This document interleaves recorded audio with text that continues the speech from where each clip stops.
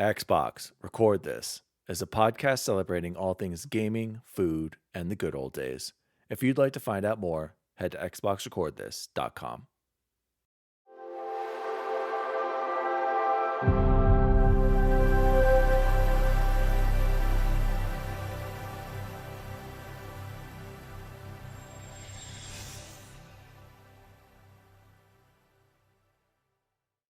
Oh, hello.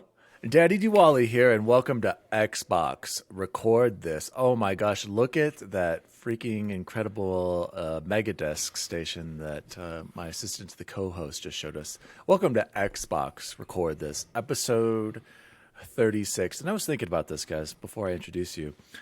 Do I need to repeat saying what this podcast is about when we start? Because I feel at the beginning... Most certainly. For our new listeners. Yeah, but... okay, well... I was thinking, do I really have to? You didn't let me finish my thought there, Chance. Thanks for interrupting. Fired. The main reason do we really need to is because at the beginning of this is the little introduction stroller that says Xbox Record This is a podcast celebrating all things gaming, food, and the good old days. If you'd like to find out more, head to xboxrecordthis.com. So is it redundant? So I'll let you ponder that. I don't think it is. Joining me... I think as always, the assistant to the co-host, Bubble Boy.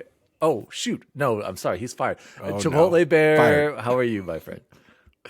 I am doing really well, man. It's, we had some things lined up this week that didn't shake out as we planned. I don't know if we're going to talk about that. No spoilers. Nonetheless, happy to be here with you guys on Saturday night. And then, of course, to get in our Saturday night game session, got to finish that Tenrai Fiesta on Halo so I can get those sweet armor pieces. But... feeling good, man. Right, no, but for real, no spoilers on that. This is going to be a huge, massive surprise. Joining me, unfortunately, he's still here, even though I just fired him twice, is Bubble Boy N7, the assistant to the co-host. How are you, my friend? Why all the shade? I don't understand. Because the Chiefs won, and for once, the Broncos should have. Yeah, they had that game in hand. Well, I mean, I was unhappy 90% of that game. So, especially when Drew Lock clearly looks like, I'm like, I don't know what to do. I'm just gonna run this. Like, honestly, like, okay. Well, Pat Shermer was probably like, we'll go with 7A, and he's like, okay, Pat says 7A, we're going anything but that, right in the huddle. You could tell, and they scored 21 points off of it, right? Yeah, like. Yeah. It was. I had been texting Curtis Curtis was texting me throughout the game, and I was like, honestly, Drew Lock is not great, but he's not. So much of that offense is not his fault. He has no coach. Think about what Patrick Mahomes would be without Andy Reid. That's right. Like, true. I think he'd still be a superstar, but I don't think he'd be a Super Bowl MVP. I also don't think, like, going the other way, that Andy Reid would have a Super Bowl without Patrick Mahomes, but it's a symbiotic relationship. High levels of talent, coaching, and naturally at quarterback. Let's be real. Yeah. I feel bad for Drew. I feel bad for Melvin Gordon too. Had a great game until a fumble at the end. Anyway, let's get Aaron Rodgers. Aaron, win one in Green Bay, then come on over. That'd be great. Gentlemen, do we want to go into... Oh, wait. I wanted to say we have a shout-out, as usual. And I have to say, Snelling, non-shout-out to Snelling, fan of the show, he is getting angry at how much we shout out X-Bacon Gaming. And I told him, Snelling, well, maybe if you were active on our social media posts, we could shout you out more and write into us at xboxrecordthis@gmail.com. So shout-out, again, as always, to our biggest... possible number one fan with JBiz. X Bacon Gaming wrote on our YouTube video. He said, "Boys, I turned 44 in May. You guys are kids," and started on the Atari 2600. Bacon. That was it. I don't know how you can say we are kids. That came off. Wow. Well, when I'm only I'll take it. 7 years younger than you, Bacon. So I don't know. You were still in elementary school when he was graduating high school. Okay, well... Is he middle-aged? Yes, Bacon is definitely middle-aged. No, I know. We were going to bring that talk up. We had one fan and we just lost her. Snelling, I love Bacon. Yeah, we love Bacon. I think we should have our own Bacon love segment. Yeah, we need to have him on the show because he's always bringing fire, Snelling. You want to compete with that. Have at it. Snelling, you can write in and you can be on the show too. We are always taking applications for assistant to the assistant co-host positions. Remember, I always have said that Chance is just here filling in until we can find someone else. So. Yep. And I got a shout out to give too if I can squeeze one in. So I gave out. We had the force. We had I thought about we had the 4 stickers, and so I gave one to each of the counselors, and I gave Lana the Popeyes one, and she's like, "Where'd you get a Popeyes sticker?" It's like, "Oh, look closer." And Eric, of course, got the Morden's my homeboy, and he loved it. And then Shannon and Liz both split the XRT one. So and I gave it to a couple other people, and I've already seen them floating around. So wow. There's on some coffee cups, one's on a Out in the window, wild. That's right. on We're an like office a virus, window. So spreading out. pretty much. We're like the Pretty much. Omicron. Are we like Omicron? Yeah, Omicron. Too soon. But a good kind. Yeah. But the good Yeah, kind. speaking of Jose, any updates? You feeling good? You sound a lot better today, I'll have to say, compared to yesterday even. So I feel great, but one update that was new that I genuinely didn't know until we went to dinner last night is that I have lost a good chunk of my smell short term. And not full of it. Like I can still smell a lot of things, but we went to the Pie Room, one of our favorite restaurants here in Littleton, South Denver, and because they have really great beers. And like one of my favorite things is like to take the beer and smell it before I drink it. And I legitimately could not smell any of the beers. They still tasted great, and I could taste the different things. But it was bizarre. Like it felt like I was just sniffing air. And even Victoria was like, "Oh my God, this smells so good." It was just bizarre. And that is obviously one of the effects you can get. And granted, I would much rather not have smell than taste because I really enjoy food a lot. But it's been a little bizarre, man. So I don't know what the long-term hopefully timeline is for that, but hopefully not too hopefully long. it is permanent and it's just you don't smell your own farts. Think about that, Jose. Oh, I don't do Any that anyway. farts. They smell great. Like straight up. Yeah, that would be a loss. Right? What's that South Park episode? Where Do we have any South Parks? We got to get some Randy sayings in here, Jose. Get on that. I'll work on that. Bubble Boy, why don't you introduce us to the warm-up question for the week? Well, we call them openers, or at least that's what I always called them, openers on all my show note things. And I was like, opener. Oh, like video game opener. What's the best levels? And I had quite a few come to mind right away. And like all of these, when we do these, maybe you guys can jump in and tell me how you do this, but very rarely do I know my top 5 right away. I always do a couple of Google searches and go to like Kotaku and IGN and stuff. And this time I had all 5 that I was like, ooh, those are it. And I did a bunch of searching and I was like, yeah, those are still shocked. I think. Yeah, see, for one of the first times ever. That's pretty good. So for me, like, I'm like, I don't remember it. You know me. I'm like, I don't know. Yeah. I have to do a little bit, and then it's jogged in. But if it's something I'm really passionate about, I'm like, I know Popeyes, chicken sandwiches, food. Yeah. Right away, cereals. I don't have to look it up. But yeah, go ahead. No. Yeah, and the cereal one, I like. Yeah. Anyway, so I'll start with that then. I had Final Fantasy VII was the first one. That first level, just because it's so iconic to me, and that. The train scene jumps off. Yep. And when you have to do the like hands together, and this many years later, it doesn't hold up at all, and but that's okay. And then as a shout out to Cordy Morgs, that's the level he played about 8,000 times because we wouldn't give him his own memory card.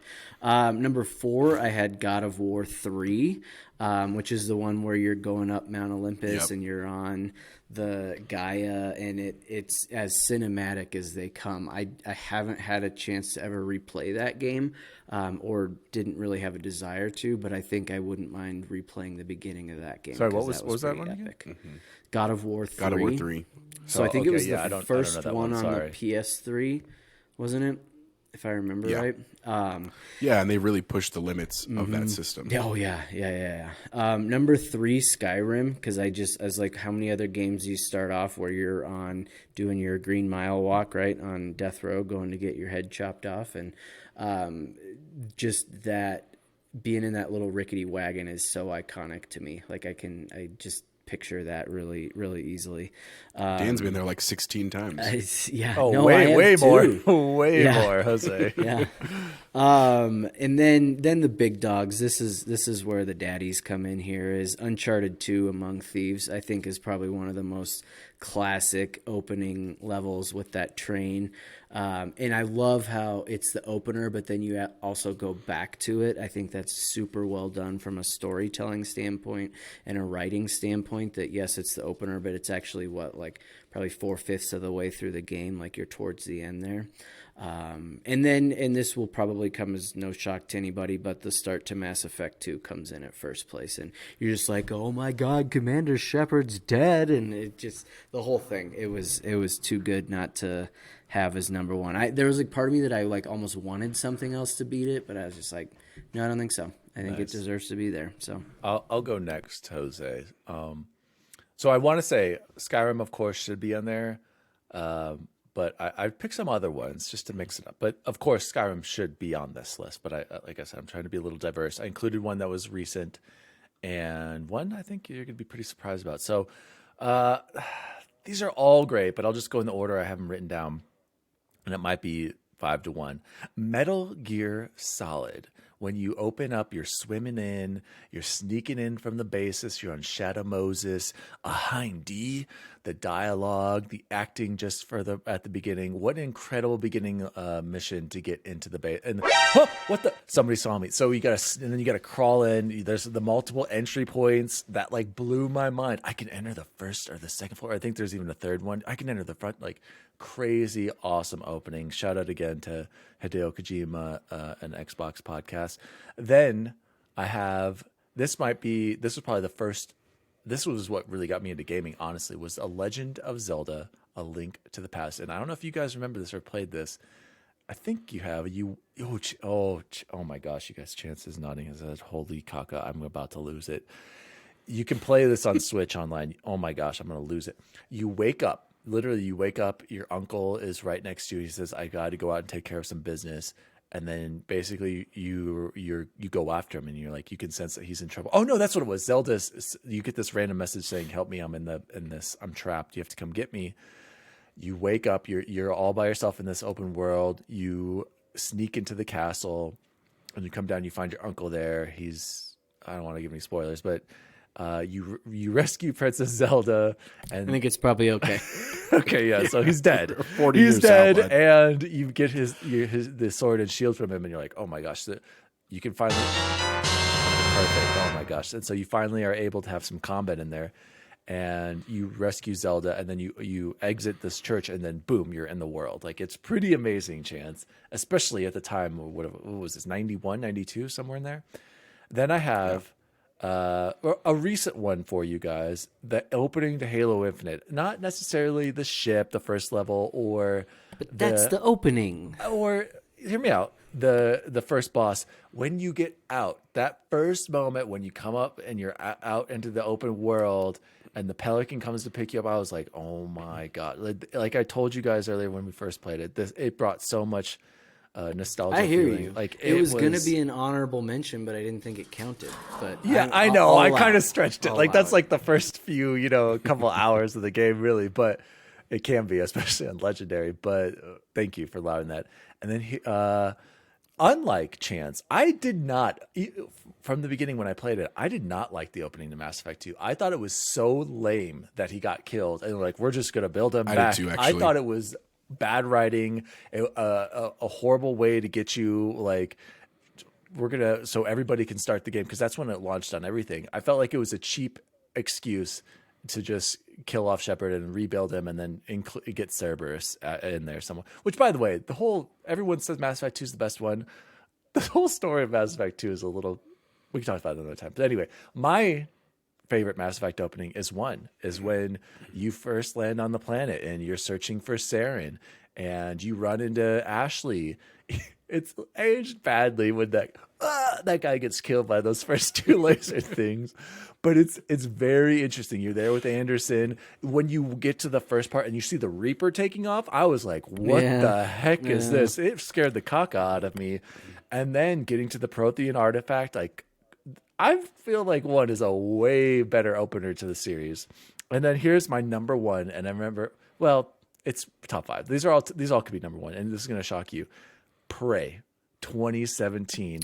What that was almost an on my opening. The music flying in, the credits, the tests, the mimics attacking you, the room. I don't want to give any spoilers for people who haven't played it, but then when you figure things out and you get out and you start to explore the base, that was an incredible opening. Totally forgot how that started. Okay, actually, and I didn't want to give any spoilers there because a lot of people still haven't played. Everybody go play Prey. Yeah, it is really a phenomenal opener. So that is my list. Jose, what about you?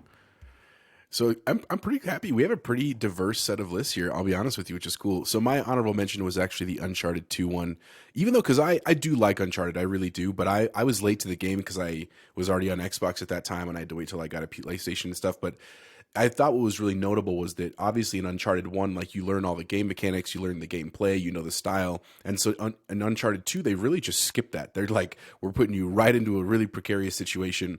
And obviously it was pushing the limits of, I think it was the PS3, right?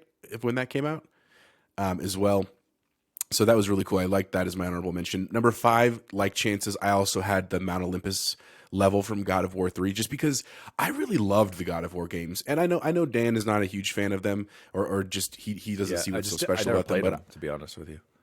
But I've always been a huge fan of Greek mythology, and I think they did such a great job of not just doing the big characters and the big gods, but a lot of it. And what was so cool to me about that level, in addition to, of course, like crawling up Gaia, which is this giant Titan, basically, is that you finish the level fighting Poseidon. So literally, level 1, you're fighting like one of the S tier gods of Mount Olympus, and the way you actually kill him is very graphic but pretty cool, and that's just very memorable to me because I loved God of War 1, and then God of War 2 is so great, and then clearly this was going to be like the end of the trilogy, and so it was just a great way to enter that game. So that was number 5.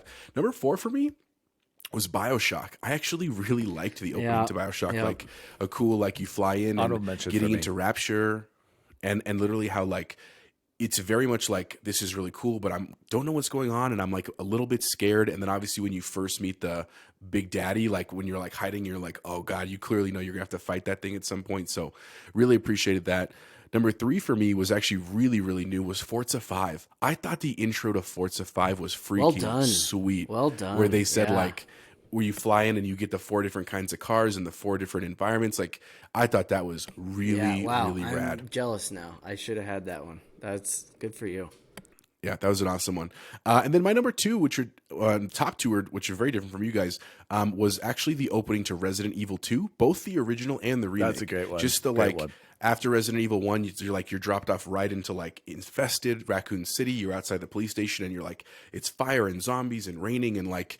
And then you get into the police station and you're open to this big room. Like, I thought that was a really cool opening for a game. Always very memorable for me. And then my number 1, I haven't talked about it in a while, even though it's coming up this year again, is the Dead Space first level. Like that first scene where you're like you're on the Ishimura and that room like locks and you see the first like necromorph, right? And then it kind of runs away and you have to fight it. Like that was just, because that's the genre I really like. It was really impactful for me. That's my number 1. You know what? As I'm listening to this, I'm looking at my list and I'm hearing you guys's. I didn't realize this at the time of writing it. How closely this mirrors just our favorite games, period. And I don't know if that's just random or if that opening really matters so much more than people give it credit for. That's a really good insight there, Bubble Boy. I think you're right. Like, other than it has to grab you. You swap Mass Effect 2 for 3, and that's. Oh, Mass Effect 3 is a great, like, all... Okay. Well, it is, too. It's just not Mass one Effect of 3 is my phenomenal all-time favorite openings, but I don't know. I just was looking at this. I was like, Jesus, that could be my top 5. And Jose's got Resident Evil and Dead Space, and you've got Zelda, and you're interesting. Jose, he's absolutely right. Sorry, I was muted right there. He's absolutely Thank right. you. He's still learning there, guys. He's got this expensive program. He's a little slow. He's got to be quick to the clicks there. Thank you, Bubble Boy. I really enjoyed that. I'm actually surprised none of us had, or I guess I shouldn't be. I thought about maybe like Super Mario World, like that. Did you think about any of those? Any of these older? I guess a lot of people wanted to put Super Mario Brothers, like the NES one, because that's such an iconic level for really every gamer. Yeah. Yeah, I thought like the whole opening Super Mario Super Mario World was good too, because they introduced Yoshi and the powers and the cape and the stomping on the exclamation point and all that. But these are way better. So thank you, Bubble Boy, for that warm up. Yeah, that's a great opener. one, if you'd like to submit an opener, where can people find us, Jose, as you take a drink of that Dr. Pepper? It'd be xboxrecordthis@gmail.com. Thank you so much, guys. Let's jump into the news right now. Let's hold off on what we've been playing for the end of the show, because I feel like we're all playing the same things, and if we have time, we'll get to it. We got a lot to cover. It's the first. Is this our first show of 2022? I believe it is. First one we're recording. Yes. The other one, And a lot of news is going on, and I can't wait to talk about episode 3. So let's jump into the news. First up, and I just wanted to talk about this earlier. This is coming from VentureBeat and Wario, of course. Shout out to Wario64. I saw him write this, but basically, E3 is going to continue and shift to an online-only event out of concerns around the pandemic, and a lot of people are freaking out because people think this is the end of E3. And I just wanted to have a quick discussion with you guys. Is the end of E3 a big deal as people think it is, or is it not really that big of a deal? And I just wanted to start off by saying I think the main reason I will miss E3, or why I looked forward to it, because it was a concentrated time where big announcements would happen. Go ahead, Bubble Boy. Go ahead. So I think of it a lot like I think of watching an NFL game. And back in the day, it made all the sense in the world to just desperately want to go and see the game. But with all the technology that we have nowadays and the product that you get sitting on your couch at home watching it, if someone had given me tickets to that Chiefs game today, I'd have been like, no, thank you. I'd rather watch it at home. And I don't know if it was this. Part of my bias might be because the last E3 was one of the best that Xbox has ever had, if not the best that they've ever had. But I loved that format, and it was digestible to me. I always had this little sense of like FOMO that I couldn't ever actually physically go to an E3. So not only does it not bother me, I'm stoked. What about you, Jose? I know you don't think it's a big deal, but how about let me ask you, present this to you, Jose. Do you think if our podcast, when it explodes, if there was still an in-person E3, would we have gone together to cover it? Would you have wanted to? So of course. But I would also, you could say the same if you're like, do you want to go to Popeyes together? I'd be like, yeah. No, of course not. Yeah. I mean, so here's my. Oh, and let me follow up this one more thing, Jose. Do you feel like if it's never an in-person event again, that you'll be missing out on it at all? Like those experiences that people got to experience the past, 20 plus years of actually going and seeing stuff announced in person, like the good old days, like what happened in the show. We'll talk about it a little bit later. Yeah. No, I think that if it never, let's say it died, let's just pretend that happened to it. If in terms of the show itself, something would fill its place, right? So that's one of the most common misconceptions about this kind of stuff is like when we think that if E3 dies, that, oh my God, there'll never be another games conference. Oh my God, this is the end of like video games. Like that is absolutely false. Like that's literally absurd. Like there will be something else that happens. Now maybe it'll be a fully online thing, like Chance was kind of hinting at, that like it'll just become an online showcase for a weekend. Everybody does this thing, like and that might be true too, and that could still be great. I mean, we do have so many platforms, whether it's YouTube, whether it's Twitch, whether it's somewhere else, where you could still aggregate studios and companies and do these really big things that are timed.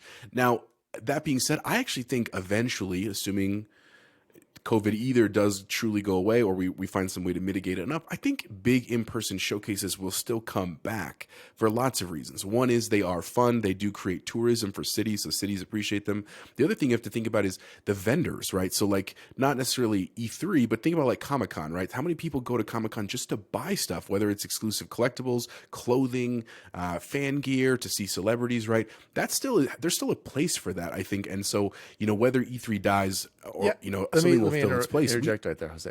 But were people going to E3 to buy things though? Like, that's not like its history, right? Like, what? And wasn't it not open to public for a while too? I'm just saying, I don't know if the merchandising aspect of it is as big of a deal as more. I think just the convenience of having everyone together. But can the Game Awards? Fill Yes. that? Sorry, go ahead.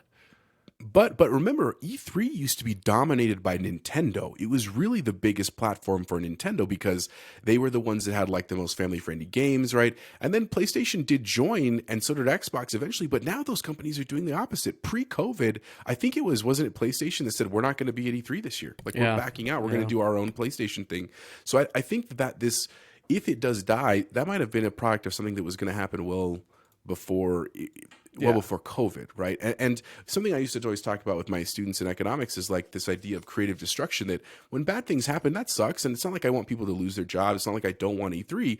But again, something that's better or more efficient or just better, it will fill its place. Like that will naturally happen, right? It's like in Jurassic Park. Life finds a way. Right? It just does that naturally over the course of it being. Now, granted, like you said, would I be sad we didn't go? Yeah, I would have loved to go with you guys to E3. We would have a freaking blast to go. You know what I'm saying? But at the same time, I still think we could have a blast having our podcast, right? We can literally live stream from our couches and we could watch it together and that kind of stuff and have still a great experience. So will it come back? I hope. If it doesn't, I don't think it's the end of the world. I think we still will have great ways to get our things. At the very least, we have the Game Awards. Announcements, right? Of course. And since none of our wives actually listen to this, we could tell them it's still live and still fly out to San Diego. No, it's in Vegas. It's going to be in Vegas. I was listening to a Twitter Spaces with Paris Lilly and a bunch of other people, and Danny Pena from their podcast, and they were talking about all these people are pitching, hey, you can come to Chicago now, or you can come. And maybe there's could be something, because I know Jeff Keighley is like, oh, well, Summer Games Fest is still happening, and I've never really been a big fan of that, but if he does take over, that would be kind of cool. Maybe it can rotate between some cities or something like that. But honestly, Vegas, Denver could do it. Yeah, they're set up. Yeah, the convention center is dope, dude. But I just wanted to bring it up. I think what I just appreciate most from E3 is just the fact that I know that I'm going to have 2 days of just awesome announcements for stuff that I may or may not have known. But now I guess we kind of just can get those whenever, and that's cool too. It was just like that, like Chance said, the football analogy. It was the Super Bowl for video games, right? But now it's just kind of spread throughout the year. And we'll see how they adapt and change to it. So shout out to E3. Moving on to the next story here, guys. And this is coming from Xbox Wire. And these are coming soon to Game Pass. And this was announced January 4th. Available today. Gorogoa, winner of the debut game at the BAFTA Game Awards. Gorogoa is an elegant evolution of the puzzle genre, told through a beautifully hand-drawn story designed, illustrated by Jason Roberts. Uliha is a game about Faraday's quest, a man shipwrecked, then trapped in the mysterious country of Terraphage. Armed with a legendary harpoon, he and other castaways try to leave this hostile country and return to their homelands. By the way, these were all Cloud Console PC. The Pedestrian, Cloud Console PC. The Pedestrian is a 2.5 side-scrolling puzzle platformer set in a dynamic world with stunning graphics and challenging puzzles where you rearrange and reconnect public signs to explore and advance through an engaging environment. Coming soon to Game Pass. Ember on January. This is already out. Cloud Console PC. Fight fires with friends for profit in this unpredictable, frantic multiplayer game. Team up with friends, take on daily challenges, and climb to the top of the corporate firefighting ladder. More than one way to become a hero. And here's the big one, and I'm shocked that Jay Bizzle didn't buy this in the first place, and Jose for that matter. Fired. Jose fired. I did buy it. Why did you say I didn't buy it? I did buy it. I don't know, because you said something. How else would he have played it? I feel like I'm taking crazy pills! The Mass Effect Legendary Edition, console and PC. This is not streaming. This came out. The Mass Effect Legendary Edition is coming to PC Game Pass and Ultimate with EA Play. The Legendary Edition includes single-player-based content and over 40 DLC from the highly acclaimed Mass Effect, Mass Effect 2, and Mass Effect 3 games, including promo weapons, armors, and packs, remastered and optimized for 4K. I think the question XRT Nation wants to know is, will it bring with it some achievement patches? Oh, so that if it good old hadn't Bubble Boy by can now, finally get all of his Looks like Bubble Boy is replaying it, and it wouldn't be the worst thing in the world. Let's be real. We're going to replay this again. And Bacon, you have no excuse now because this is on Game Pass. So. None. Oh my gosh. Outer Wilds. I'm pretty sure Outer Wilds was on Game Pass at some point. Yeah, It was it already on came Game and Pass. left and came back. Cloud console PC. Explore for the sake of your curiosity with a handcrafted solar system filled with secrets to discover the perils to avoid while exploring space. Players are giving a variety of tools to aid in space backpacking, including their own spaceship and jetpack, a surveyor probe for scouting and taking pictures, and a signal scope to track down audio signals and view landmarks from afar. Got to interject here. Chance, I'm not going to lie. I played this, but then after a while, I was like, I have no idea what's going on. And I kind of used some guides for achievements. I don't know if I ever really saw the true ending. And I'm pretty sure me and you have the exact same achievements on it. So I feel like we stopped at the same Yeah, part. I did. Actually, it's funny that it just came back because Eric and I were talking about it yesterday because he did the exact same thing. I wish I could. I have to go look at his PlayStation trophies to see if identical, right? Like we probably up until, I don't know, let's say we each put 5 hours into it. 2 hours in, I think you find out what's really going on. And then for the next 3, you're kind of like, well, let me try this. And then you're just like, This sucks. yeah. And so many people, this is like their greatest game of all time. And I know, dude. I just didn't. I know. It's a cool... The spaceship itself was super That's what it cool. was. And the way you got into it and the way you could take off and like the physics of it. Yeah, but didn't it like not handle very well? I think I had a problem with like flying it. It handled extremely sensitively, right? So like any little move you made, it was supposed to be all like physics based and stuff. But I could appreciate it. I just don't ever care to pick it up again. Yeah, I agree, and I appreciate it too. And actually, it's funny you mentioned there was a DLC that came out that what's his name on? He makes great reviews on YouTube. I can't remember. I have to look it up. This was his game of the year for this year. Out of all the games that came out this year, It came out this year? The DLC. Yep, it came out. Oh, the deal. The Australian guy. Gosh, what is his name? He makes good videos. I'll have to look that up in a second. Oh, not Zero Punctuation. No, is he Australian? I thought Zero Punctuation was. I don't know. Anyway, we'll move on. Yeah, probably British. Yeah. So, moving on, Spelunky 2. Never played a Spelunky game. Console and PC. This challenging roguelike platformer offers you immense freedom to carve your own path through its randomly generated caves and ruins, exercise your creativity, and through your actions tell a unique story each time you play. Uncover the secrets alone or with friends. And then we have the Anacrusis game preview, console and PC. This is January 13th, so next week. The Anacrusis is a 4-player cooperative first-person shooter set aboard a massive starship stranded at the edge of explored space.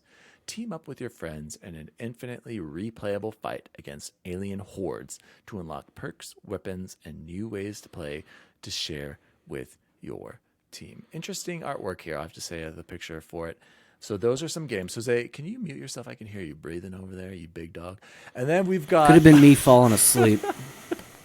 Let me get through the announcement for games, you guys. Coming to Game Pass. Believe it or not, remember JBiz and X-Bacon. We're excited to hear this, so we do this for our fans. Drinkbox Studios announced our game Nobody Saves the World is launching January 18th on Steam, Xbox, and Game Pass. So this is from the makers of Guacamelee, and I believe Jose, of course, has played this because he's Mexican. I have, yeah, and that was racist. Guacamelee's And hold on. Let me just read the description very quick, and we can talk about this. From the creators of Guacamelee comes Nobody Saves the World, a top-down action RPG with online co-op in which you may play many different character forms, each with their own unique gameplay mechanics. January 18th. Go ahead, Jose, or Chance, because you wanted to jump in here. No, I was just calling you racist. I thought it was a fun game. I never played Guacamelee. I've heard it's really good too. And Jose, that was like one of the awesome, first ones dude. you played. I remember you really liked it. And I'm not racist. Yeah, dude, it's great. I actually played it with Victoria. She liked playing it. She didn't play it just to appease me. It was a really cool co-op game, and the sequel is also really cool too because there's a sequel on Xbox Game Pass as well. So Yes. great studio, and the trailer that you sent to us, if you can find it on YouTube, just look up Nobody Saves the World. It looks cool, man. It looks like a lot's noticeably going the sound on. was really good. Yeah.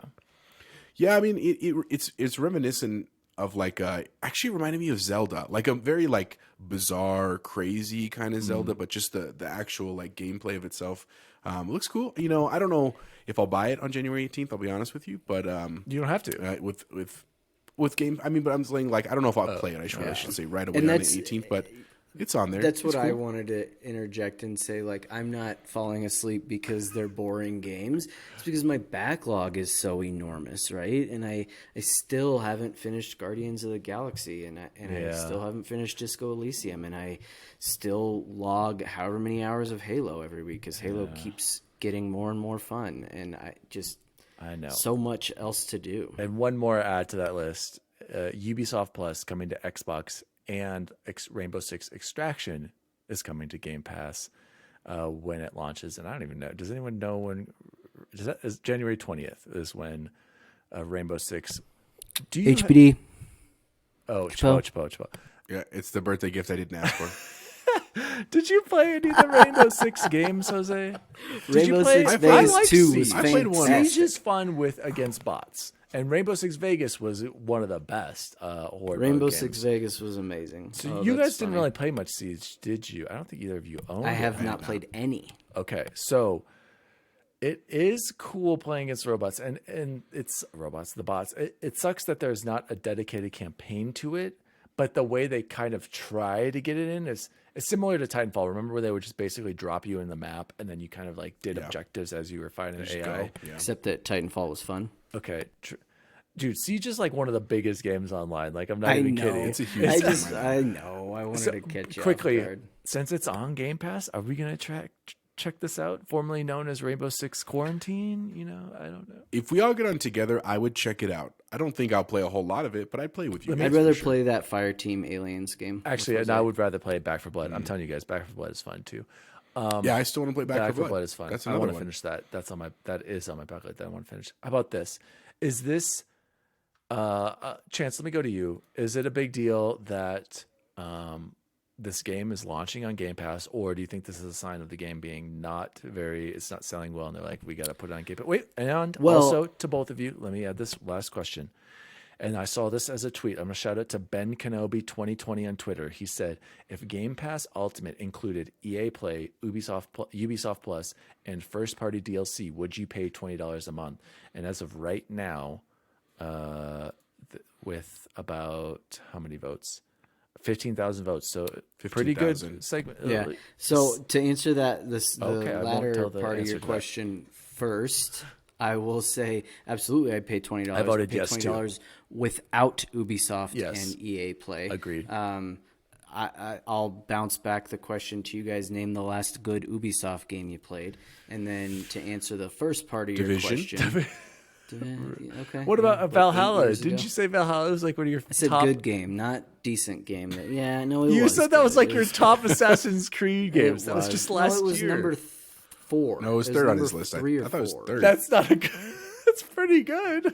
Out of all the Assassin's Creed games. Okay, I forgot about Valhalla. Which I don't know. What does that say right there? Right, I forgot about Valhalla.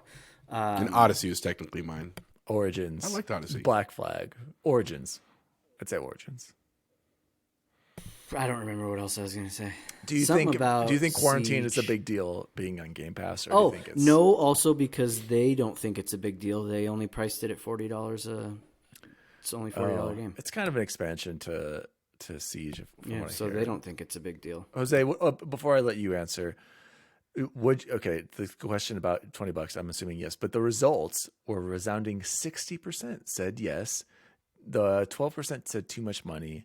7% said if it included more, and only 21% included more. said no. So, I mean, yeah, included more. You're right. Like, how much? What do you just want free games? I get it, and everything. You want everything to be free. Got it. And so, what game is out there? Here's a quick little pop quiz. What game is out there right now that you haven't paid money for that you're dying to play? Right now, right this second.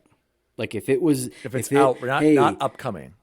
No. I'm saying right now, this game just dropped at 8:45 p.m. onto Game Pass. You're gonna blow us off and screw Halo tonight. You're gonna go play it. What game is that? Animal Crossing. Oh gosh. Was he serious? I don't. I don't know. See, you can't even do it. That's what I'm saying. No, I don't can't. know what it would have been Disco Elysium for me, and great, I got it cheap anyway. Like, or had you not? I want to to play store, Dying I'd have Light been 2. That's when I do want to play it. That's not released not yet. released though. I know. yet. I'm saying right now, no. I have so much on my. We'll get. There's to the back. nothing. There is nothing out there that's so compelling that you have to have. I'm sorry, Battlefield 2042. No, they could make that free, and I still wouldn't go That play game's it right not now. I'd go back to bad. Don't care. I'd go back to Halo tonight. I know, it's so said, good. Is there anything out there? I played a little bit of Destiny 2. I was like, why am I doing this? This game sucks compared to Halo. I don't know what I'm doing. I don't know. Jose, I never know what I'm doing. I don't have that one. Oh, He's yeah. Sorry. Okay. No. Anyway, to your question is, I would absolutely pay the $20 a month. But like Chan said, I'd probably pay $20 a month now for what we get.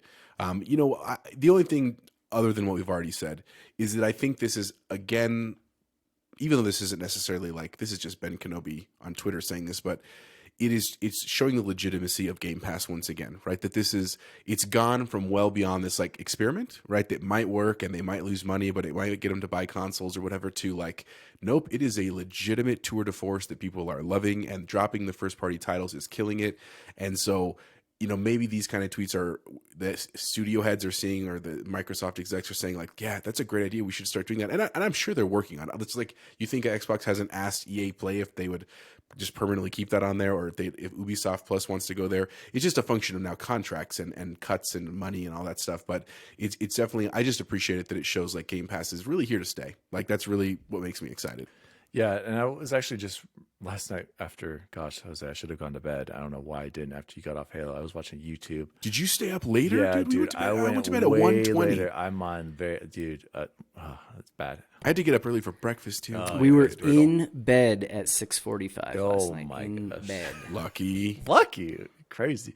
Then we watched Power On episode 3 and out. Well, let's jump right into it. I'm going to skip what I've said, but basically I wanted to say that I did see a lot of comments on this guy comparing Xbox and PlayStation, and a lot of people saying, I got an Xbox because of Game Pass, and it's been awesome, and they've been loving it. And you're right, it is a force, and it is selling consoles, and people who grab a S or an X, they're enjoying it. So let's jump right into what Bubble Boy just mentioned.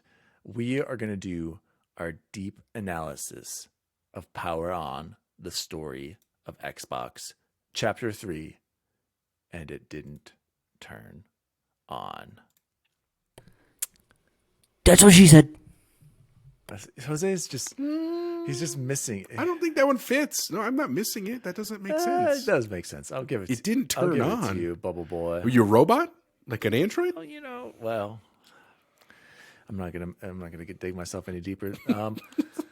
Guys, let's jump into the notes here, and we'll do it as we did last week. And please jump in as I read here. Let me know. So here is the notes I took for Power On episode 3, and it didn't turn on. Again, they started off saying the Xbox or Microsoft Xbox, and that most consoles take 5 to 6 years of development time to get. After you make one console, immediately after you launch it, you're working on the next one. Okay, so March 2000 announcement to the launch in November of 2001 was the time frame we're looking at. We're like, we need to make a console and get games on it. Rick Thompson had just left Microsoft after this announcement in March, and Robbie Bach, our main man right over there, takes over to lead the launch of Xbox. I didn't know what I was doing, he said. I didn't play many games, and I was learning as I was going. Very humble, very smart man, though, and we'll talk about more of that later. The Millennium Campus becomes the new house for Xbox quarters. They didn't want to be over there in Redmond, right? Or it's all in Redmond, but the main Microsoft campus. We got to get away from these nerds, as they were saying. We're the cool group over here. We're going to have our own campus to develop Xbox. The young, cool rebels start making it, and they wanted to create games, consoles, and they had a passion for it. And they were the ones actually playing games after they were working on it. And Bonnie Ross said it. We were young and naive. Just a bunch of kids over there were negotiating and spending millions for this console, making huge decisions. At one point during development, Bill Gates decides to go visit Bungie. and he talked with Joseph Staten, Marty O'Donnell, the big guys over there at Bungie at the times, and he had this famous quote. So there are artists that work here? Yes, Bill, there are artists who work here. Jump in, Jose. Do you have anything to add to that or what? Yes, well, a couple things. So the show actually started. I thought you were going to mention it. It actually starts with a commercial. Like Oh yeah! commercial Oh my for gosh! I Xbox. totally forgot. I'd want to know what your thoughts are when that commercial. Oh my 'cause I gosh! was I'm like, so sorry. honestly, a little like not horrified, but like uncomfortable. Really? I thought it was hilarious. I just thought it was You're a right. The weird first commercial. guys, go watch the opening. It's the commercial of this baby being born in a delivery room. He gets shot out of her. What can I say here? If it's safe for the air. Shot out of the delivery room. The delivery room. The delivery room. And goes into the sky. He goes flying through the sky. He's traveling at insane speeds, and he's aging as he's going through the sky. Descending. And then he's descending, gets rapidly older, and then boom, he's Were in they a coffin. inverted? Top Gun reference. And so he's dead. And what does it say? Like, life's too short. Life's too short. Game more. Game more. Xbox.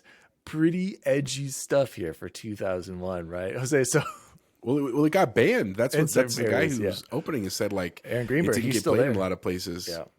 And the one note I made about it was I really appreciated that original Xbox font. I thought that was a really dope font at the end when it shows that. And I really, because I remember it, that the commercial where it's like a black screen and then it opens and it's the X, I thought that was like very clever marketing. Even in today's world, I thought that was really cool.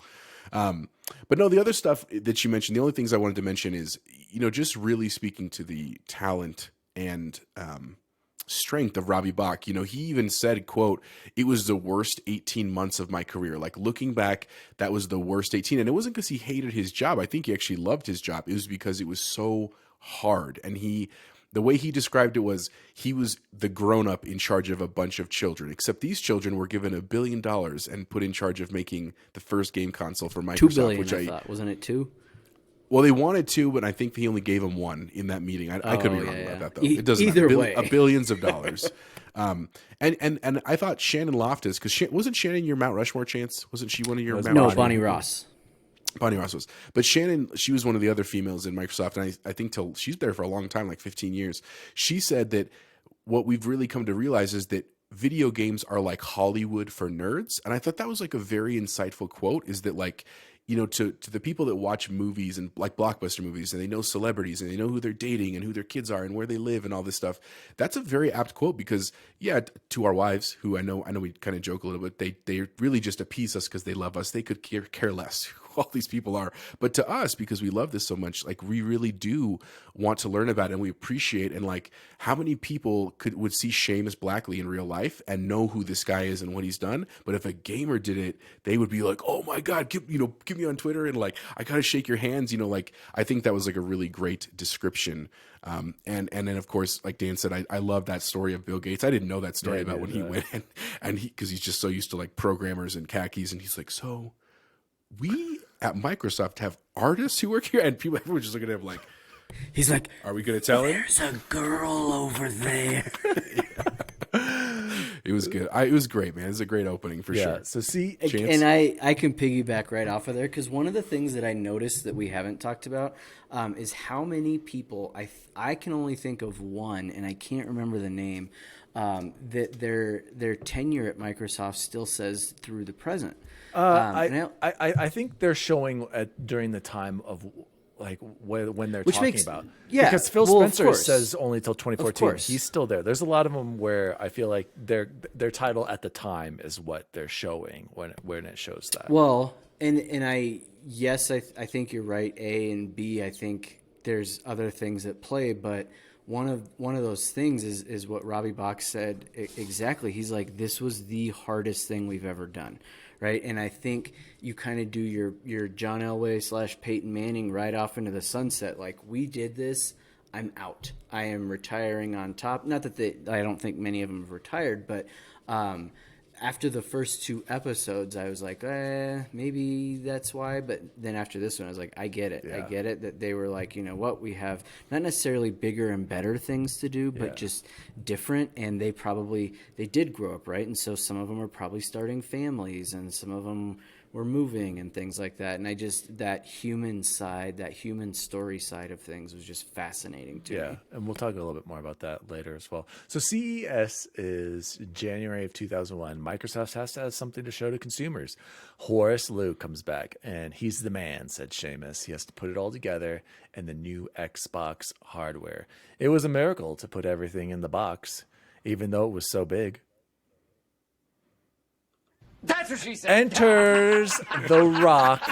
We are on the 20-year, and I saw him just tweet about this. The Rock enters to show off the final hardware of the Xbox in January of 2001. What a duo with Bill Gates. It worked. They were funny together. And so this was a positive thing for gaming. Does anyone want to talk about the famous Rock and Bill Gates interaction, or should we just keep it? Oh, yeah. Just the one quote that he said, he goes, he referred to himself in the third person a lot, The Rock. Like he would say The Rock. Well, that was the his, Rock. that was his persona, WWF persona. And No, I know. The Rock doesn't care what you say. It doesn't matter. Or it what doesn't you matter. think, Yeah, Bill. that was like Yeah, it doesn't matter what you think, Bill. Stone Cold said so. That's the same. It's like The Xbox is everything The Rock is. It's cutting edge, powerful, exhilarating. That's what he like. That was such an awesome thing to put on there. The one thing I just wanted to point out too, just for younger listeners that may ever hear this, or our own children. I know when you think about PC gaming today, right? And you say like, think of a gaming tower.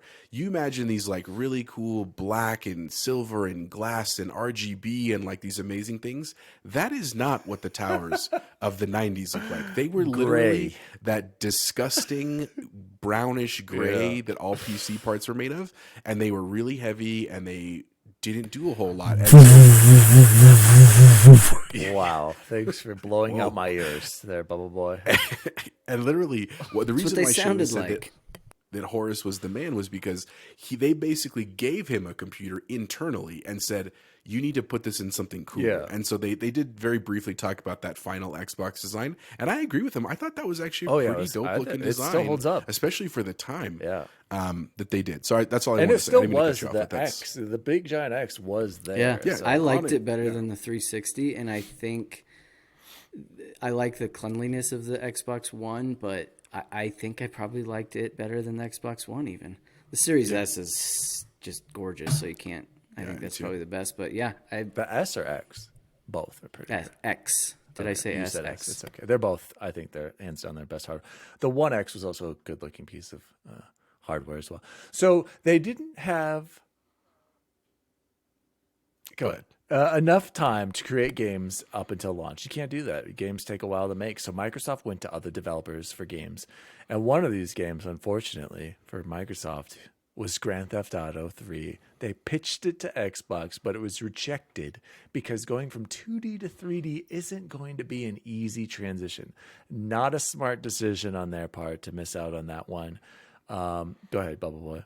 Had either of you guys known that story? No, I did didn't. not know. Yeah. I didn't know that. That was crazy. Can you man. imagine if that had like been one of the early games on the system? It could, the Xbox, it would have changed the course. It would have sold way more than it did. So in March of 2001, they had the GameStock event, and this is where some of the games were finally showed that were coming out for the system. We had Oddworld, Munch's Odyssey, Project Gotham Racing, Amped, Azuric, and still don't know anything about that. NFL Fever 2002. Pretty sure Manning might have been on the cover of that, which is scary. And Halo. And Staten at the time said, we had been working on it, but we didn't really know. But after, showing it with the controller. So FPS games at the time were mostly played with mouse and keyboard. A lot of people were saying Halo isn't going to work on a controller. But Staten said, we knew we had something special here. And he said, the big deal was like, everyone's telling him, make sure you show that you're playing on a controller. You're playing this first person game on a controller. Like, that's a big deal. And Halo was here to change the game and first person shooters with the Duke. And this is where they talked about the Duke for a while. And it was made for adults to hold comfortably for adults. I remember Seamus said something like, oh, you could just sit in your couch and be way far away and hold it comfortably, this big controller for adults. Jose, go ahead and talk to us quickly about the Duke. Oh, wait, one more thing. E3 was coming up soon in May 2001, and they knew it was too big. Okay, but they had to go. That's what she said. We did it like 6 times. You already, gotta man. be You guys ready, gotta man. calm down. They had to be. You they can had to never go with say what it they too had. many times. Exactly. So Jose, talk to us about the Duke. So really quick before we do the Duke, 2 things I wanted to point out. I remember those original demos of Project Gotham Racing because they were some of the first games where they did actually reflect the environment, and that was a very, big deal. very big deal. And I know in today's world, like we expect that from every racing game, but that was a huge deal. And then the other one I thought was just hilarious because it was definitely a sign of the times historically was the snowboarding game Amped. The snowboarding games were like, that was like what you had to have in terms of like extreme sports. Are you extreme? Because this was pre-Red Bull and Rockstar, you have to have snowboarding. Like that's really how everyone did it. So I thought of like SSX and all those other games too. Anyway, about Halo, they knew they had something special. Like you said, they really were really concerned about how to bring the first-person shooters to controllers, and obviously I think they killed it because truly that configuration from Halo is really the basis of almost every modern first-person shooter that we play on console, at least today, which is incredible. But I also thought it was interesting where they were talking about. I remember that the Duke got a lot of criticism. Like I remember that not just from the show, but I mean from like our childhood because it was such a big controller. And even they said it in this episode. One of the quotes people said was like it was robust and solid. It felt like you could kill someone with it, like if you were swinging it around. And it was. I know that Seamus said it was made for adult hands, but he more specifically male hands, like men's hands, because there were also all these the females that work for the company were like, this is not going to work. You need to change the controller, and they just didn't. And I don't think it's because they didn't want to necessarily. I think they just were like, we are so thin on time and resources that we can't go back at this point. And so now it was a joke, but honestly, it was, I thought, really comfortable. Like it was a very comfortable controller. It was just giant. Chance? Go ahead, Chance. No, I was showing my little hands, and like, of course, you thought it was comfortable. Small hands. Yeah. No, I don't know. Even I've got decent sized hands, moderate net hands, but I even was like, this is a beast here. It's crazy that they went from that to the S and how much like that's basically they've just evolved on that controller from then on. So, but Jose, I liked what you said about Halo basically being the standard for FPS shooters, and they created it right then and there with Halo. And what's really cool is that Halo launched with a bunch of different controller schemes as well. Like you could change it a bunch. So like they were very Southpaw and all those exactly names, very forward thinking. Like it's crazy to think about. But we'll get back to Halo in a second.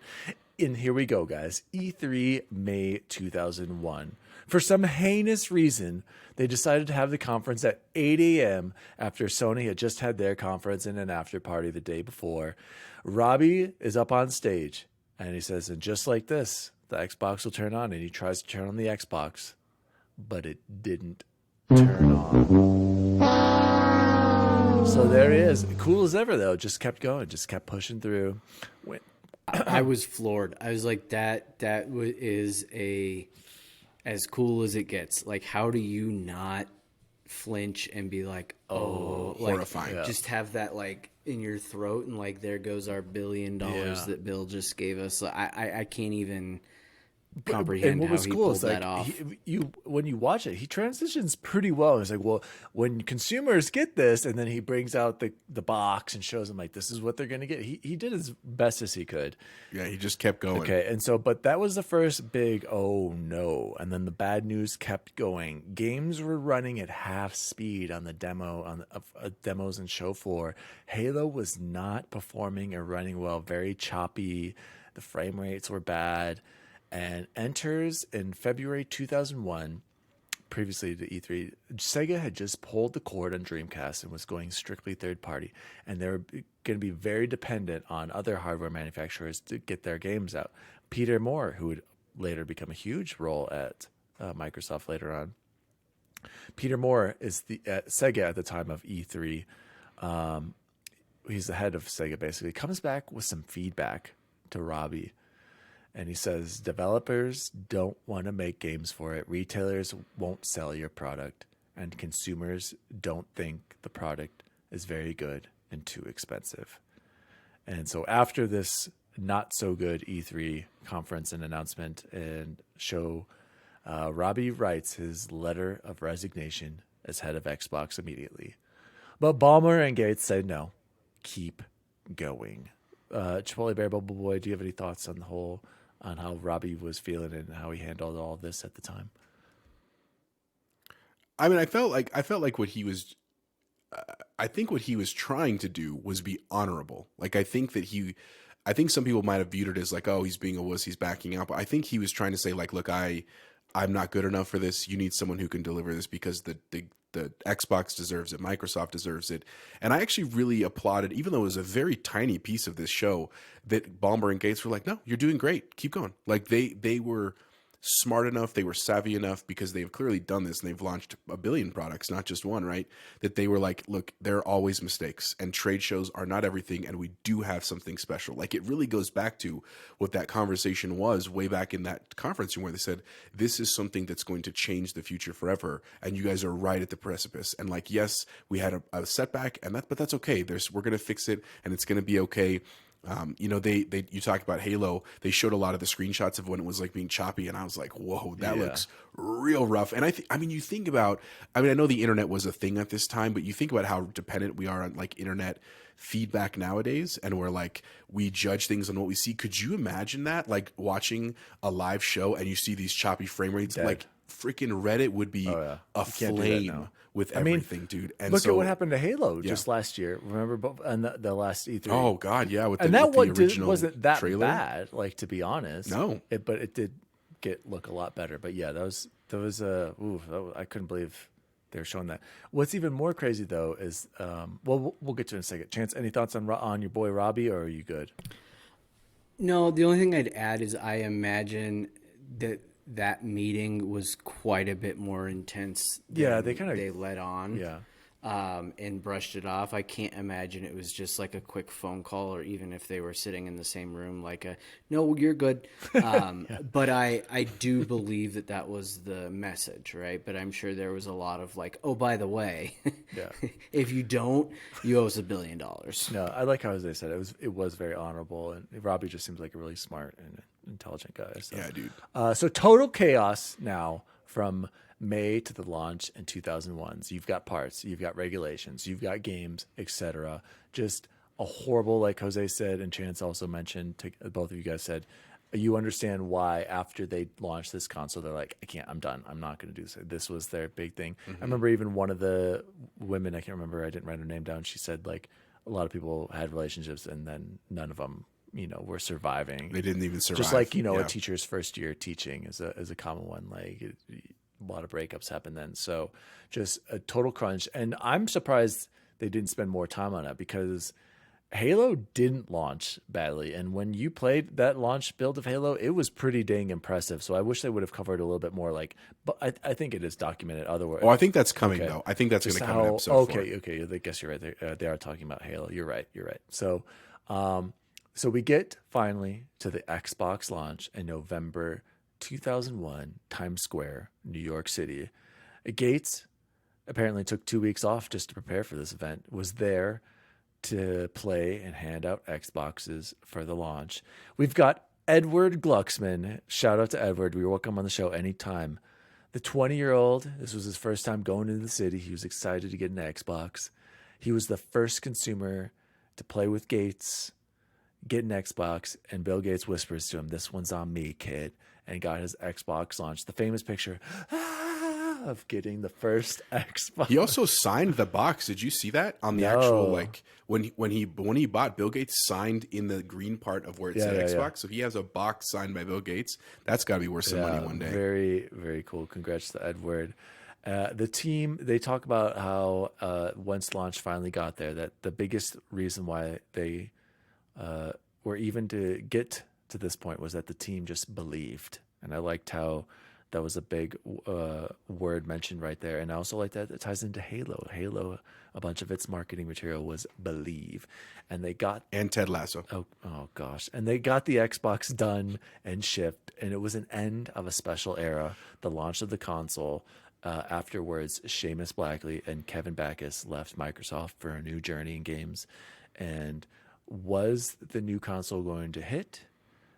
They end it with not if Halo fails. And I guess you're right, Jose. I forgot that they are totally leading into that. Yeah. Bubble Boy, Jose, any thoughts there at the end, the launch? And that's the end of episode 3. It didn't turn on. Yeah, stuff, I'm but pretty sure I Bubba will go saw first, yeah. saw Annette in the line, wasn't she? Buying Jose's.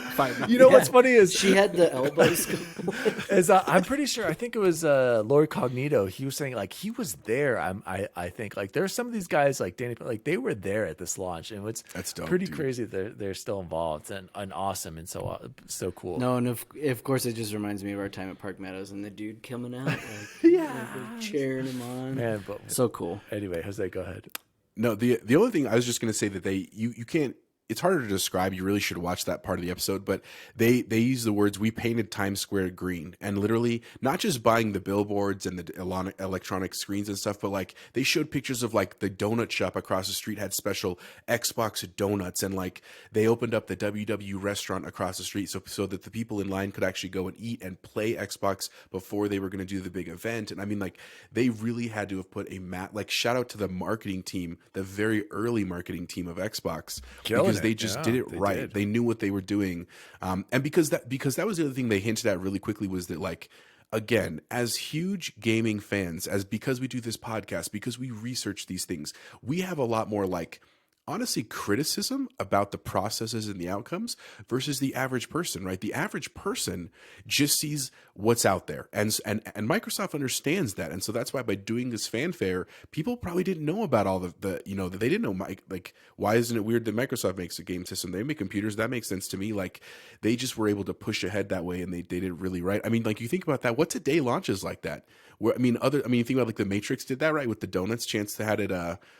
Was it from Duncan? You said, right? No, Parlor Donuts. Like, those kind of things don't happen anymore, but I wish they did, because that's like just it does make it more fun and memorable, but obviously it's more expensive and more work too. So there's a balance. But anyway, I just thought that was cool. I just wanted to mention that. I really wanted to just keep watching. Have you guys watched them all, or did you stop? Because on this one, I really wanted to keep going. I have been doing my best to stay away. Okay, so that has been Power On, the Story of Xbox, episode 3. Boys, should we just jump into the best food we had this week, or do you want to go and do the good old days, or should we save that?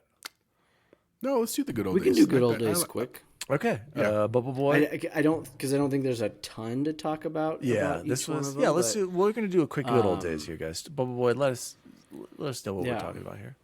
So I had just finished Death's Door last week and used the umbrella the entire time. And afterwards, like, after I got the achievement for using the umbrella, I cleaned up some things with the other weapons. I was like, oh my God, this game is so easy without it. And it just started making me think about what my favorite melee weapons are throughout the time. That, and I texted my wonderful partners here, and we had a funny little back and forth that I'll save for behind the scenes stuff. But anyway, so in honor of Death's Door, we have our top 5 melee, not melee. Do you remember that one? Who said melee, DWALLY?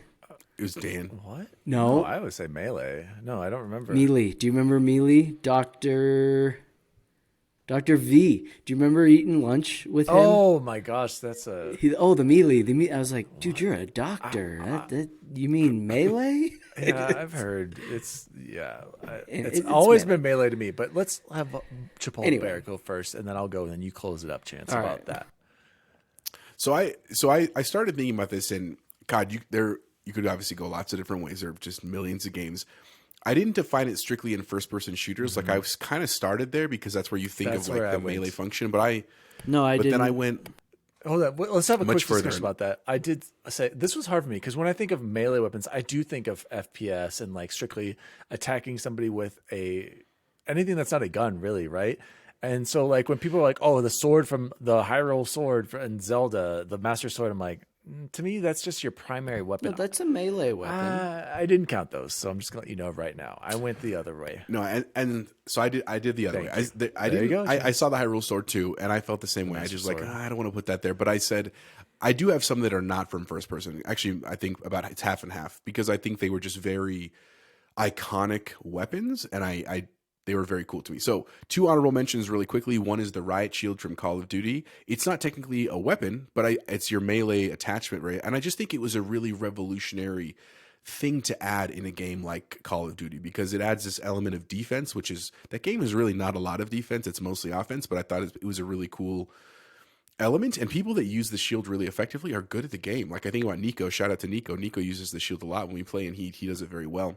So that was an honorable mention. And my other honorable mention was actually Kung Lao's hat mixed with Scorpion's hand spear. Like, again, I know that's like a cheating melee thing, but just very iconic things. And like, I remember the first time you meet Kung Lao, I think it was in Mortal Kombat 2, right? 2 or 3, and you see him use the hat and it's a blade, and you're like, oh my god, that's so cool. Especially we were all like middle schoolers, you know what I'm saying? So it was just very, very iconic. Anyway, number 5 for me was the knife in all of the Resident Evil games, because a survival horror game is defined by the fact that having very little ammo, very little weapons, right? It was always hard because you're scraping by, and you have to have something to fight off if you run out of ammo. And that knife was just really, really important in those games. I remember using it extensively in Code Veronica because I was trying to conserve ammo and stuff like that. So that was my number 5, was the knife from Resident Evil. Number 4, the hidden blade in Assassin's Creed, such an iconic melee weapon. You know what I'm saying? It's like nothing else in any of the games. And yeah, in the first Assassin's Creed or 2, when you do it, especially in the cutscenes, you're like, that was amazing. And we've been hooked ever since. That's why we're all Sims for AC games that come out.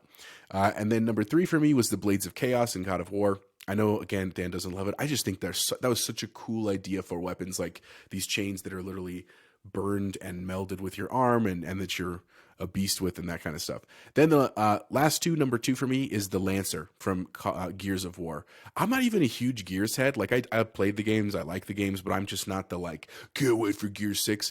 But I admit that was such a cool weapon. And the first time that you use that against any of the bad guys, you're like, that was amazing. Through them. And then my number 1, I had to put it on there, is the energy sword from Halo. Just because, man, when you line someone up in those sites and you get that one-hit kill, you got some energy, you're running, you keep going. Like, I love it. I have to put that on there. So those are my top 5. Great list, Jose. We've got some similarities. So here's my top 5 melee weapons. Melee. What an idiot. Number 5, Lancer from Gears of War. You're absolutely right, Jose. That was such a game changer. And also the active reload. And there is something similar in Guardians, Chance. There's a similar kind of active reload of it. So I'm killing it at that because I've got so much experience from the Gears franchise. Number 4, same as Jose, the Hidden Blade. Such a cool weapon in Assassin's Creed. I don't even think you really use it that much in Assassin's Creed games these days, but it was so cool at the time, and I miss it dearly. Number 3, I'm going to be shocked if Chance has this. I don't think any of you probably had this. The Doom Guy glory kills. All of his glory kills are very cool. Keeps the momentum going. I can't remember what that helps you with ammo or health or whatever. One of the things. Those were very cool. Very crazy good animations. Love the Doom Guy glory kills. And That's a good number one. 2, Energy Sword, of course. You got to have what an iconic weapon. Like, everyone knows the Energy Sword and what it does and how powerful that is.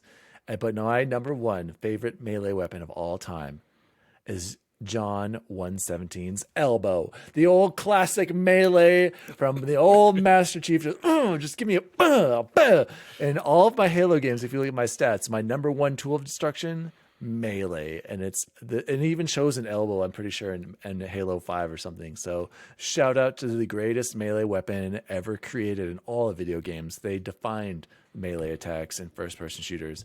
Master Chief's elbow. Bubble Boy. All right. Yeah. All right. So 2 Halos. Perfect. Perfect timing there, Jose. So my honorable mentions were the Dragon Bone dagger from Skyrim. I loved being able to make that. Oh God, are you kidding me? Jesus. Okay. Dragon He's not Bone throwing salt dagger, you today. guys. You heard it here first. The Dragon Bone dagger. So cool. Because it took so long to be able to make those things. You had to kill so many dragons to make them. My other honorable mention was really anything from the Dead Rising series. Those had some of the most incredible melee weapons ever. That's a good from one. Like the boxing gloves with the knives in them to Thor's hammer and stuff. That was just anything in that series. So, and man, there's only a couple of differences on here. So I have number 5, Blades of Chaos. Can't not have that on there. Number 4, and this one's going to surprise both of you, probably Dan even more, but I have the Gunblade from Final Fantasy VIII. No, that was on my honorable mention. I wanted so to have that on there. and some people might be like, You didn't pick Cloudbuster? I thought you were going to pick not Cloudbuster. the Buster Sword. No, I'm sorry, the Buster Gunblade Sword was actually kind of awesome. sucked. Yeah, thank you, Chance. Thank you. It does suck. One, it's ridiculously unrealistic, which is a dumb argument, I know. But 2, like, you get rid of it pretty early on. And it was heinous. Right away. It looked ugly. I never liked it. You're right, Chance. But that Gunblade was so cool too, and you could, if you hit X right at the right time, you got the extra hit points with it. I thought that was really revolutionary and really well done and just kind of cool. No, and then the rest are all retreads here. So Scorpion's Spear, number 3. What was the blue thing in Halo? The hammer, plasma sword, Cortana, energy sword. Oh yeah, right. And then of course the hidden blade, because I am the ultimate AC simp. Oh, there you go, guys. It's not J Biz, it's Bubble Boy. He loves his Assassin's Creed. Chance, have you got 1,000 on every game, basically? No, I have not on Valhalla, because you have to literally clear the entire map on Valhalla. Is one of the achievements. I'm not. Like I think I'm maybe like 70% done, but I've done literally every even that other sounds achievement. atrocious. And Jose's played it. Like, imagine that is one of the biggest maps of any game ever. Why did I buy it? Like, take Odyssey. No. Remember Odyssey? Like, it's way bigger than Odyssey's Odyssey. huge. And you have to literally clear every single thing. All right. I don't think I'll ever go My back to it. gosh. The only reason it's still on my hard drive is A, because I bought that Seagate one, and B, because I like once a month I'll go back and play for an hour and just clear one portion, and then I'll clear another portion. And That's not fun. Thank you so much, Bubble Boy, for a great good old days segment. If you or any of our listeners would like to contribute, please, X Bacon, Bizzle, maybe Snelling will finally write in and get mentioned and not be non-shout-outed. Is that the right term? Anyway. or Pony. Oh my gosh. Does Pony know we have a podcast? He knows, but isn't listening. You can write to us at xboxrecordthis@gmail.com or anywhere on social media at xboxrecordthis. Gentlemen, what has been the best food you had this week? Bubble Boy, you go first. Yep, pulled a DaddyDWALLY, and the only reason I'm going to admit this to the public is because I'm 99% sure my wife won't listen to it. I had Popeyes on the way home. And it was fantastic. And I got the How many did you have? 1 mac and cheese on the side, and the strawberry lemonade is what I want to talk about. Yes. I don't really care for drinks very often, and I definitely don't. I was like, I'm not gonna like this, and oh boy, it was fantastic! Like, real huge chunks of actual strawberry in it. It was Sugar strawberries and the syrup. Yep, gotta try it. I still think you got to go with the 2 standard. You guys are just don't mess around. Is the mac and cheese really that good? I had dinner to go back to. Oh, still. It was on the sneak, on the DL. I'm on a as diet, they say. honey. I'm on a diet. Then they'll never know. Oh, okay, good for you. Guys, I'll go next. My big, huge, massive shout out to my wife for the best food I had this week. Guys, I had pork tenderloin.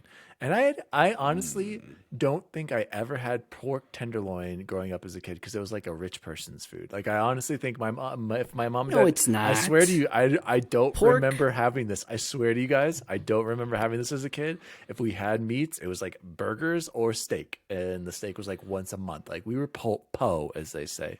So I don't remember this. When I met Allie, she would make it all the time, and I was like, how have I not had this? You get the pork tenderloin.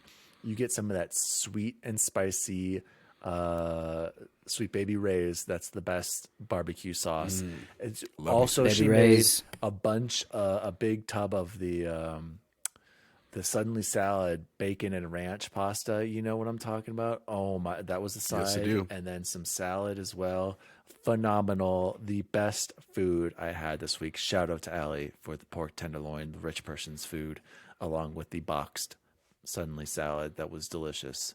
Jose, what about you? Have you Have you ever had Devil's Spit barbecue sauce? I have not. Devil's Spit. And you should check it out, man. It's got a real good kick. Is it sweet and spicy? Not like though? a crazy I like like the blend. It is sweet, but it's got some heat to it, which I really appreciate. Devil's Spit. You should check it out. Where do I get also, it? didn't you also go to Popeyes? Do we need to? Oh add yeah, our add count to one our to count? those, of course. But I did have one spicy chicken sandwich added to the list, please. And delicious as always. But I had to give credit to Allie's phenomenal meal this week. So love me some chicken at Popeyes. Just to finish up, so I mentioned earlier that we went to the Pint Room on Friday night. Really, we love the Pint Room. Again, if you're ever in Southwest Denver, if you're along Santa Fe and Bellevue, check it out. They have like over 150 Colorado beers on tap, and they let you do flights and that kind of stuff. No, it's not. It's not in downtown Littleton, but it's nearby there. Again, it's Bellevue and Santa Fe. Anyway, I just had a burger there, but it was phenomenal. They like really good gourmet food. Their chefs are awesome. The girls love going there, and of course, we had some really great beers there. So that was my number one. I also, because we don't have Popeyes, and it's not on my way to work. It's literally a 45-minute drive out of the way. At least for another couple months. But I did go one of the nights because I had to go back for wrestling. I'd made the mistake of signing up to cover the quad, which was like a 6-hour wrestling endeavor at Bear Creek High School. Shout out to the Bears because they won. But I stopped afterwards at KFC and got me a spicy chicken sandwich. It is not as good as Popeyes, but I give it to KFC. Yeah. It was good and juicy, and it brought the heat. Also, quite delicious. KFC spicy chicken I sandwich. got to give some feedback to Boy too. I remember those spicy chicken strips you got from KFC. Those were okay, Chance. I was expecting a little bit more. I'm not gonna lie. I would rather take the chicken sandwich. Okay, Way the Nashville hot. Yeah, the Nashville hot chicken. Good, but anyway, guys, this has been Xbox Record This episode 36. Thank you so much for listening. You can follow me at DaddyDWALLY across social media. Chipotle Bear, anything going on or anything else you want to add before we take off? Nothing. Just now we have snow in Colorado, which feels great. If you're looking for me on social media, Chipotle Bear or Chipotle_Bear, and we'll see you out there. See you online. And Bubble Boy, any thoughts from you this week on social media or anything you want to mention game-wise? We kind of skimmed over that. Anything you want to mention? Or are you good? Yeah, we'll save it. Hashtag Snow Day Thursday. That was fantastic. That is correct. Well, oh God, Oh my goodness! it's been a long. See day. you online. As always, gentlemen. See you online. See you online. See you online. What an idiot! I never know what she's doing. over there. Xbox Record This is a podcast created by Daniel Walensik. You can follow him at DaddyDWALLY on all social media.